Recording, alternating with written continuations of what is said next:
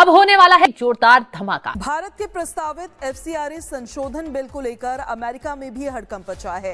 Donald Trump की Republican party के सांसद राइली मूर ने इसे ईसाई समुदाय पर सीधा हमला बताया और कहा कि ये भारत अमेरिका संबंधों में विवाद का मुद्दा बन सकता है। आपके लिए ये भी हैरत का बायस होगी। मैं ये इसलिए बता रहा हूं कि लम्हा फिक्रिया है, चिरागा पर जोर ना दें, जो सूरत हाल आने वाली है उस पर फोकस करें। ये बात अब तक कंफर्म हो चुकी है कि भारत अपनी टर्म्स एंड कंडीशंस पर करने जा रहा है। उन्होंने इसे ईसाई समुदाय पर सीधा हमला बताया और कहा कि अगर ये बिल इसी रूप में आगे बढ़ता है तो ये भारत और अमेरिका के द्विपक्षीय रिश्तों में बड़ी चिंता का विषय बन जाएगा। लेकिन भारत सरकार का कहना है कि ये कानून किसी धर्म या समुदाय को निशाना बनाने के लिए नहीं। सरकार के मुताबिक एफसीआरए में बदलाव का उद्देश्य सिर्फ इतना है कि विदेशों से आने वाले पैसे का इस्तेमाल सही तरीके से हो, फंडिंग में पारदर्शिता रहे और जवाबदेही तय की जा सके। एक और बड़ी अहम डेवलपमेंट आपको पता है, पिछले दिनों हर रोज जो है president Trump prime minister Modi को टॉन्ट करता था। कभी हमारा रेफरेंस देके कि उन्होंने 6 हथियारे मार दिए, 7 हथियारे आपके गिरा दिए, तो मैंने आपकी जंगबंदी करवाई, तो आप सीरियस हो जाओ, आप ठीक काम नहीं कर रहे, रशिया से तेल मत खरीदो। कल गुज़िश्ता 24 घंटों के दौरान जो 2 तहरीरें आई हैं, हम वहां पे मौजूद हैं। तमाम तर कोशिशों और जोर लगाने के बावजूद भी कंपनी मुकम्मल तौर पे नाकाम हो गई है। तो सरप्राइज देने के प्लानिंग में मॉनसून सत्र के अगले हफ्ते मोदी सरकार बड़ा धमाका कर सकती है, ऐसा कहा जा रहा है, क्योंकि अगले हफ्ते जो बिल आने वाले हैं उसकी चर्चा देश से लेकर विदेश तक हो रही है। कहा जा रहा है कि सोमवार को सरकार संसद में एफसीआरए अमेंडमेंट बिल पर चर्चा करा के इसे पास कराने की पूरी कोशिश कर सकती है। यह बिल विदेशी चंदे, फॉरेन फंडिंग के नियमों को और सख्त कर देगा। इसी वजह से इसका विरोध हो रहा है। तस्वीरें अप्रैल में बजट सत्र के दौरान की हैं, जब विपक्षी दलों ने एफसीआरए बिल का विरोध किया था। और इस बिल में जो बदलाव किए गए हैं उसे फॉरेन फंडिंग लेने वाली संस्थाओं, एनजीओ, संगठनों को पाई का हिसाब देना होगा। विदेशी फंडिंग के लिए गृह मंत्रालय से एफसीआरए रजिस्ट्रेशन लेना जरूरी होगा। विदेशी फंडिंग का पैसा एक तय बैंक अकाउंट से ही होकर आएगा, उसका ऑडिट होगा और सालाना रिपोर्ट सरकार को देनी ही होती है। विधायकों, जजों, सरकारी कर्मचारी, अखबार और राजनीतिक दलों को विदेशी फंडिंग पर रोक रहेगी। एफसीआरए रजिस्ट्रेशन खत्म होने के बाद फॉरेन फंडिंग से बनी संपत्तियों को लेकर प्राधिकरण बनेगा। अगर कोई संगठन 5 साल के अंदर लाइसेंस रिन्यू नहीं करता है तो उसका रजिस्ट्रेशन रद्द माना जाएगा। इसके बाद विदेशी फंडिंग से बनी संगठन की संपत्ति पर प्राधिकरण का कंट्रोल हो जाएगा। यह प्राधिकरण उस संपत्ति का प्रबंधन करेगा या उसका निपटारा करेगा, लेकिन फॉरेन फंडिंग से बनी धार्मिक संपत्तियों के चरित्र में कोई बदलाव नहीं किया जाएगा। फॉरेन फंडिंग से बनी संपत्तियों से इसी नियम से विपक्ष तिल मिलाया हुआ है। लेकिन एक महीना नहीं हुआ और डोनाल्ड ट्रंप के साथ वही हुआ जो आपको पता है, जो मोदी वाला मामला था। अब ट्रंप की देखें एक बड़ी मखसूस ज़हनियत और स्ट्रेटेजी थी। ये पहले दबाने की कोशिश करता है, दबाव डालने की, धमकियां दे के, ताकत के जोर पे।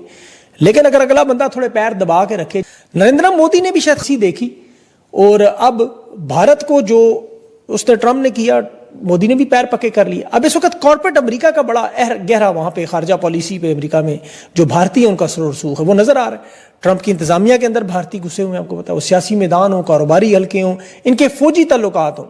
यहां पाकिस्तानी एस्टेब्लिशमेंट एक दफा फिर मिसकैलकुलेशन कर गई। देखें, बात यह है कि जब नरेंद्र मोदी पहले प्राइम मिनिस्टर बने थे तो पाकिस्तान क्या दुनिया में भी किसी शख्स ने ये बात एक्सेप्ट नहीं की थी कि एक विजनरी है, एक विजनरी इंसान होगा, क्योंकि हम लोग उसके ना स्टेटस से, सोशल स्टेटस से उनको जज कर रहे थे कि ये चाय वाला किस तरह इधर ऊपर तक जाएगा और ये किस तरह गवर्न करेगा। लेकिन गुजरते वक्त के साथ साथ ना जिन लोगों को हम लोगों ने अंडर एस्टिमेट किया, उन्होंने ही अपने मुल्क को इतना ऊपर लेके गए कि आप समझ ही नहीं पा रहे। अब दुनिया के अंदर आईटी सेक्टर का एक हब है इंडिया, और यहाँ पे 3 आईटी हब्स बना दिए उसने। कलकत्ता के अंदर बनाया, चेन्नई के अंदर बनाया और तीसरा भी एक जगह पे उन्होंने आईटी सेक्टर के अंदर बहुत ज़्यादा काम करवाया और विजनरी बहुत बड़ा वो निकला। उसने कश्मीर के अंदर अपना एक जो बयानिया वो बड़ा बेहतर तरीके से चलाया। आपकी फॉरेन पॉलिसी के अंदर नरेंद्र मोदी के आने से पहले जो था वो बड़ा एक डाउन स्ट्रीम था उनकी तरफ से कि वो आप लोगों को इस कदर जो है आपके खिलाफ नहीं थे। लेकिन गुज़श्ता कुछ अरसे के अंदर 15 सालों के अंदर खास तौर पर उन्होंने पूरी कोशिश की है कि दुनिया के अंदर आपको एक टेररिस्ट स्टेट डिक्लेयर करवाया जाए, और दुनिया अनफॉर्चुनेटली उन लोगों की बात सुनती है। वो एक बहुत बड़ा विजनरी इंसान था। तो ये जो हम लोग अंडर एस्टिमेट करते रहे मोदी साहब को, यही मसला है मेरे ख्याल में, और इसको अंडर एस्टिमेट करके उन्होंने फायदा लिया और वो बहुत ऊपर गए। एफसीआरए की दोस्तों, यानी कि फॉरेन कंट्रीब्यूशन रेगुलेशन एक्ट 2010 एक बड़ा इंपॉर्टेंट साल था। एफसीआरए पहली बार आया 1976 में। अभी 2026 में बातचीत हो रही है, पार्लियामेंट इज इन सेशन, लोग परेशान हैं। एफसीआरए क्या है? आज मैं कोशिश करूंगा आपको एफसीआरए के बारे में समझाने की। मुझे अभी तक यह समझ में नहीं आया कि लोग परेशान क्यों हैं। कई पॉलिटिकल पार्टीज परेशान हैं, कई एनजीओ परेशान हैं, क्यों? अगर आपने कुछ गलत नहीं किया है फिर आप परेशान किस बात को लेकर हैं? मैं अपना खुद का आपको एग्जाम्पल दूंगा और आगे समझाने की कोशिश करूंगा इसमें हो क्या रहा है, क्योंकि कई लोगों ने मुझे बोला कि मेजर साहब आप जरा एफसीआरए के बारे में बात कीजिए, हमें हल्का सा डाउट है। तो हमने रिसर्च करी और आपके सामने कुछ डेटा लेकर हम प्रस्तुत हुए। अब दोस्तों, सरकार ने यह बोला है कि 2026 में एफसीआरए में कुछ वो रिफॉर्म्स लाना चाहते हैं, कुछ बदलाव लाना चाहते हैं। तो ये पहली बार तो हो नहीं रहा। एफसीआरए में तो कई बार रिफॉर्म्स आ चुके हैं। जैसा मैंने आपको बताया 1976 का यह कानून है, ये कोई आज का थोड़ा है। और कई बार अलग अलग सरकारें इसको अमेंड करती आई हैं। ये जो सरकार है भाजपा की है, ऐसा क्या कर रही है जिससे लोग इतने परेशान हो गए और पहले कोई परेशान नहीं हुआ था? इस बार क्यों परेशान हो रहे हैं लोग? ये भी समझते हैं। ये देखिए साहब, ऐसा है कि एफसीआरए है, foreign contribution regulation act 2010 is an Indian law that regulates how individuals, NGOs, trust, societies and association receive and use foreign money. यानी कि विदेश से पैसा आया आपके पास। अब ये जो पूरा मामला है ना, ये देखता है कि भाई किसी के पास $100 आए। एक उदाहरण देता हूं आपको हाइपोथेटिकली। पहली चीज तो क्यों आए? नमस्कार दोस्तों, जय हिंद। दोस्तों, इस वक्त डोनाल्ड ट्रंप के मंत्री का प्रेशर हाई है क्योंकि भारत ने झुकने से मना कर दिया है और आज खुद भारत के आगे झुकने के लिए अमेरिका मजबूर हो रहा है और भारत से ये कह रहा है कि अगर भारत ने ऐसा किया तो हमारा रिश्ता अब खराब हो जाएगा अमेरिका के साथ। लेकिन इसको ये कोई क्यों नहीं समझा रहा कि भारत और अमेरिका का रिश्ता ऑलरेडी खराब हो चुका है। अगर यही परवाह रहता तो आज डोनाल्ड ट्रंप इस तरह की बातें भारत के खिलाफ नहीं करते और भारत को उकसाने की कोशिश नहीं करते। अब सभी को पता चल चुका है कि आखिर अमेरिका भारत के खिलाफ क्यों जा रहा था, क्योंकि भारत एफसीआरए बिल में लाकर भारत को तोड़ने वाली फंडिंग जो विदेश से हो रही है उसे रोकना चाहता है और उसके लिए सभी जानते हैं कि अमेरिका किस तरह से दूसरे देशों में पैसे भेजकर वहां की डेमोग्राफी को चेंज करने की कोशिश करता है ताकि बाद में वहां पर अस्थिरता फैलाए। वीडियो पसंद, वीडियो को लाइक करें, शेयर करें, चैनल को सब्सक्राइब करें। आपको क्यों मिला पैसा, राइट? दूसरी चीज ये है कि साहब आपने उसको खर्च कैसे किया। उसी तरीके से डोमेस्टिकली भी होता है।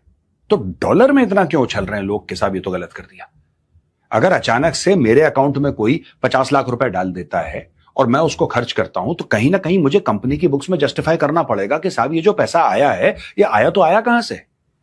कुछ कागजी कार्रवाई होगी, चार्टर्ड अकाउंटेंट आएगा, फिर हमें उसके बारे में कुछ समझाना पड़ेगा ना गवर्नमेंट को। खुला खेल तो है नहीं कि गौरव आर्या की मर्जी हुई छापने लग गए अपना, ऐसा तो नहीं हो सकता। एक कानून व्यवस्था होती है और आपको उस कानून व्यवस्था के अंदर ही रहना पड़ता है। ये देखिए साहब, अब what is changing in FCRA, अब बदल क्या रहा है? जैसा मैंने आपको बताया कि एफसीआरए में सरकार ये कहती है कि ये जो पैसा, ये जो डॉलर है या विदेशी मुद्रा आपके पास आई है, अब जब आप विड्रॉ करते हैं बैंक से तो आप विदेशी मुद्रा विड्रॉ नहीं करते, आप तो इंडियन करेंसी विड्रॉ करते हैं। कोई बैंक आपको ऐसे डॉलर तो पकड़ा नहीं देगा unless of course you are travelling outside and you need dollars to take out of the country, that's a separate case. उसमें आपका वीजा, आपका पासपोर्ट, आपका टिकट शिकट ये सब